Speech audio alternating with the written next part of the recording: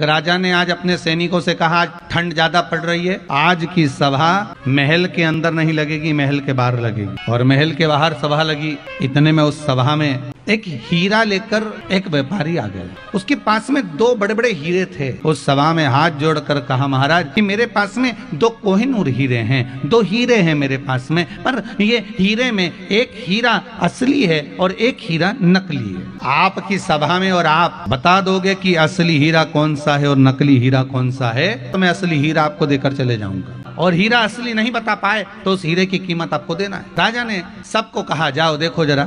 सब हार गए, उत्तर दे नहीं पाए। कोई अंधा बाबा बाहर खड़ा हुआ था। अंधा बाबा कह रहा है कि हीरा मैं बताऊंगा। अंधे को ले जाकर हीरे के पास खड़ा करा। हीरे को देखकर अंधे ने बता दिया कि ये हीरा असली है और ये हीरा नकली है। जो जोहरी था, जो हीरा लेकर आया था व्यापारी, उसने कह दिया बिल्कुल सही बोला ये अंधा।